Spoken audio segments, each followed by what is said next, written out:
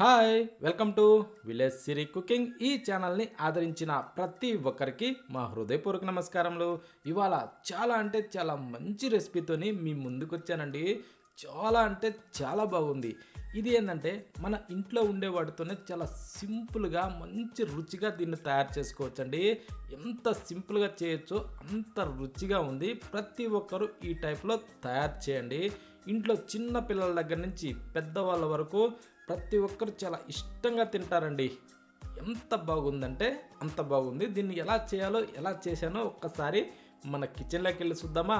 ముందుగా మనం ఏం చేయాలంటే దీని గురించి స్టవ్ ఆన్ చేసి ఒక ప్యాన్ పెట్టుకునేసి ఆ ప్యాన్ కొంచెం వేడెక్కనిచ్చి ఆ తర్వాత మనం ఎన్ని బొరుగులు కావాలనో అన్ని బొరుగుల్ని తీసి అందులో వేసుకునేసి ఇలా కొంచెం కిందకి మీదకి తిరగేసుకుంటేనే వీటిని మనం బాగా కరకరలాడే విధంగా ఫ్రై చేసుకోవాలండి.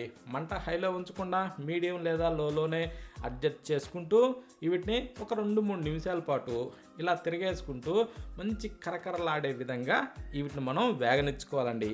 అది ఎలా కరకరలాడే విధంగా ఎలా రావాలంటే మనం ఒక్క బొరుగును అలా పట్టుకునేసి ఇలా అనగానే పొడి అయిపోవాలండి. ఈ టైప్లో మనకి వేగాల. ఓకేనా. ఈ టైప్లో వేగిన తర్వాత వీటిని తీసేసి మనం ఒక బౌల్లో పోసుకోవాలండి. అంటే ఇందులో వేరే కూడా వేసుకునేసి మిక్స్ చేయటానికి అనుగుణంగా ఉండే విధంగా ఒక పెద్దపాటి బౌల్ తీసుకోవాలండి. అంటే ఒక డీస్ కానీ బౌల్ కానీ ఏదైనా ఒకటి కొంచెం పెద్దది తీసుకోవాలి. ఓకేనా. ఇప్పుడు సేమ్ అదే ప్యాన్లోనే మనం ఒక 4-5 గంటలు ఆయిల్ వేసుకోవాలండి. వేసిన తర్వాత ఇప్పుడు ఇవి మొక్కజొన్న అటుకులు అంటండి. ఓకేనా. ఈ మొక్కజొన్న అటుకుల్ని అంటే కార్న్ ఫ్లేక్స్ వీటిని తీసుకునేసి కాగే నూనెలో వేసుకునేసి వీటిని కొంచెం మనం వేగనిచ్చుకోవాలండి. అంటే ఇవి కూడా కాస్త బొరుగు అనే విధంగా మనం బాగా డీప్ ఫ్రై చేసుకోవాలి. ఓకేనా.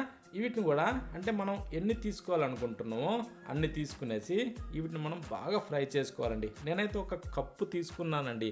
అంటే దాదాపు గట్టిగంటే ఒక పిడికెడు తీసుకునేసి వీటిని మనం అంటే నూనె కొంచెం తక్కువ వేసాను కాబట్టి 2 సార్లుగా ఫ్రై చేశానండి. అంటే చూడండి ఈ చిన్న కప్పుతోనే తీసుకున్నాను.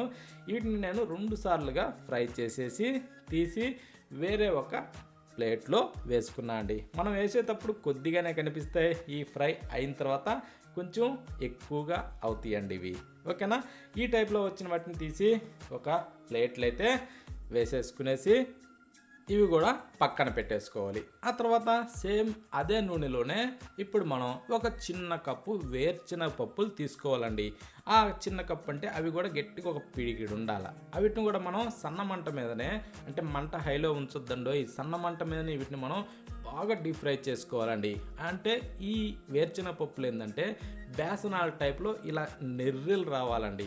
ఆ విధంగా అయ్యే విధంగా మనం బాగా ఫ్రై చేసుకోవాలి. కానీ మాడనీయకుండా చూసుకోవాలండి. ఓకేనా. అంటే ఈ వేరుశనగపప్పు లోపల వరకు బాగా వేగిపోవాలి. ఆ టైపు ఫ్రై చేసుకునేసి వీటిని కూడా తీసి మరొక బౌల్ అయితే వేసి పెట్టుకోవాలి.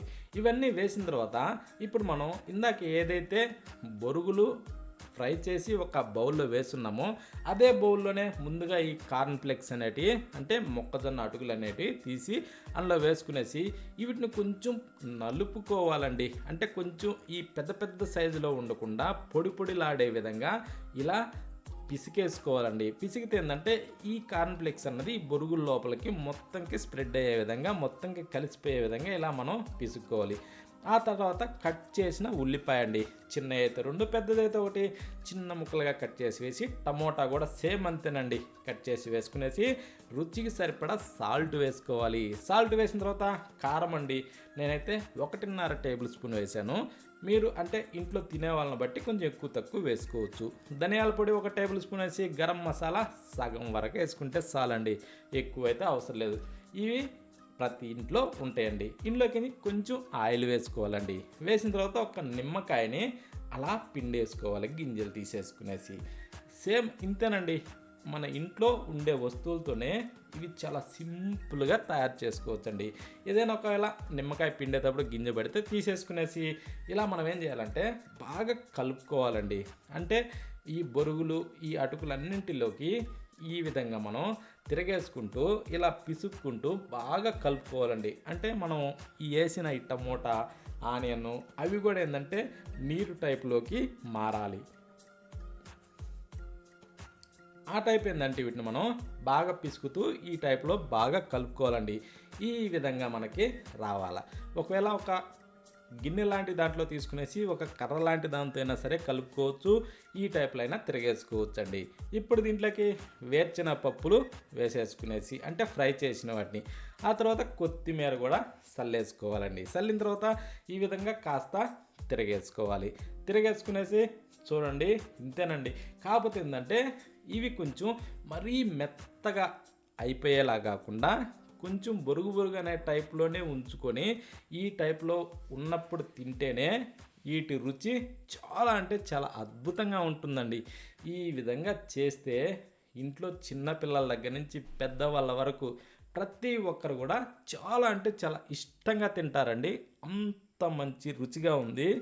ప్రతి ఒక్కరూ ఖచ్చితంగా ట్రై చేయండి. మన ఇంట్లో ఉన్న వాటితోనే ఎంత సింపుల్గా తయారు చేసుకోవచ్చో ప్రతి ఒక్కరికి అర్థమైంది కదండి. ఈ విధంగా సింపుల్గా ప్రతి ఒక్కరు కూడా తయారు చేయండి.